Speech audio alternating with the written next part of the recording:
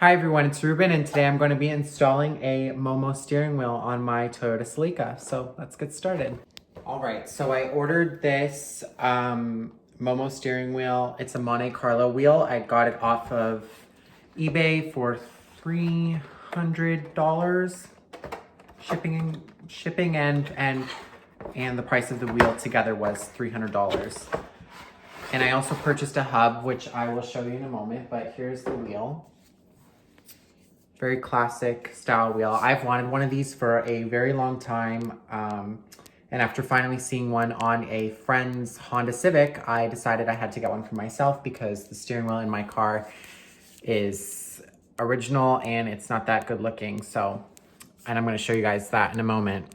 Before I get started, I just wanted to show you guys this book that I bought from eBay. It's called Rev Magazine. And I just wanted to recommend this book to anyone who has an old Japanese car, especially if it's discontinued, and you're trying to buy parts or just search for different body kits or brakes, anything really. This book will have it from when it was new. And it has all the prices listed and different photographs of designs and body kits and like different cars that were built from companies back when the car was new. And this is actually how I went about choosing my steering wheel. Was I went into this book and I chose, I went through the parts catalog and I looked in and you could choose. So that's how I saw one that I liked and I picked it from here. And then I went on the internet and I eventually found one that matched. There's the steering wheels here.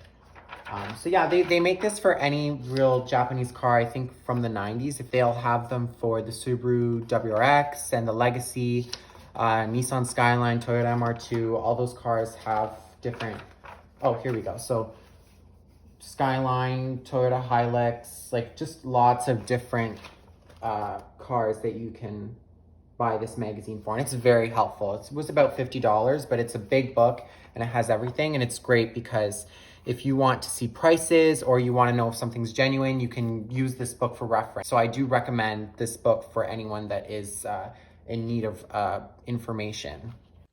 Okay, so I'm sitting inside of the Celica now, and I'm gonna just show you guys the steering wheel. So that's the original steering wheel. That one is a non-airbag steering wheel. Depending on which Celica you got and where you're from, they either came standard with airbags starting in 1994. Because the steering wheel is different, it may not have a clock spring behind it. So I'm going to show you guys now. I'm going to take this one off. We're going to uninstall it and we're going to get the new one put on. Okay, so the first thing that you want to do is you want to take out the two screws that are under your steering wheel. Actually, this one only has one. So you're going to take that one out. Just grab your screwdriver.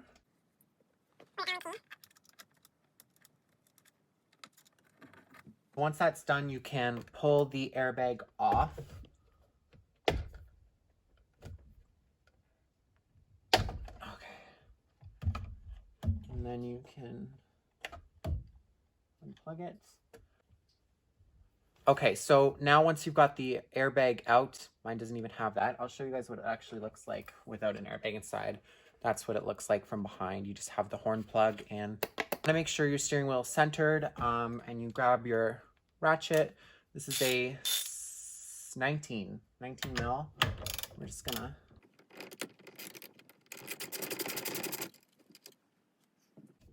once it's straight, you wanna just kind of give it a bang, see if it'll, oh. Here's my hub. I bought this from eBay as well. This is not a Momo hub. This is just a universal hub that fits a Toyota.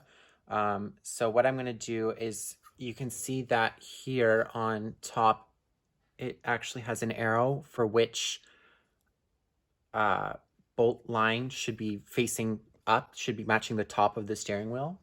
So you're just going to take that and you're going to put it on. Oh my God, it can't see nothing without my glasses. Okay. No, that's not straight. There, okay, straight. So I'll show you guys that. You just line it up to the top. And I have this little, I don't know what this is, but I lined it up there to there, because that's right at the top. And I can even see the screw at the back there is lined up. So basically what I've done with the horn is I've taken this retainer. This is the retainer that was included with the hub that I bought from eBay. And I've taken the wire and I've connected it, and I've actually cut the other end of the wire, and this end of the wire would have connected to that retainer like that. So I've cut it off and I've left a little bit of wire here exposed. And what I'm going to do is I am going to, when I screw the bolt in that holds the steering wheel hub in place, I'm going to put that wire behind there, and that will hold that will ground basically the steering wheel safely, and it will be secure. It won't move because everything turns at one time. And then the other plug will just plug into this end, because this is the one from the hub, and it'll just plug into the back of the horn here. So I'll actually do that now. Just get that connected there. Okay, so once that's connected, you can take your ratchet and you can just tighten it. Okay, so I'm going to show you guys, that's what I've done there, is I've connected it like that. It's not tightened all the way yet. These two rivets, or kind of like spaces here, are what allow this hub to sit straight.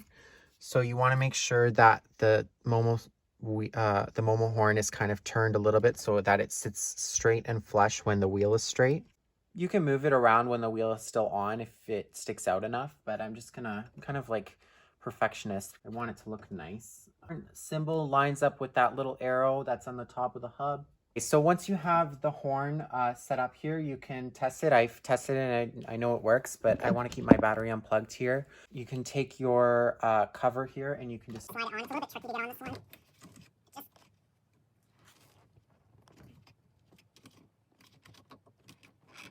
Center the horn ring here, and then just grab your steering wheel and just place it on. And then you get little bolts included, and you just want to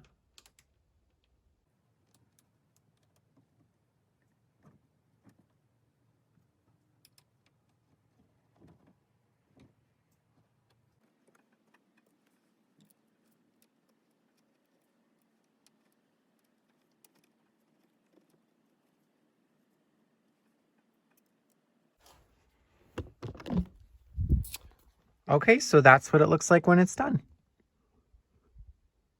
I think it looks much better than what was there before. It's a really nice feeling steering wheel, and it goes really well with the interior in the 6th gen. It's like a soft touch dash, and it just all matches really nicely. I'm going to take this off after. I hope you guys enjoyed the video. If you do end up putting a aftermarket steering wheel in your car, please send it to me on my Instagram. I'd love to see what everyone's working on. During this quarantine, it's pretty sad, but what can you do? It's nice to have a project car in the garage to work on. I'll just show you guys here. So there you go. That's what it looks like.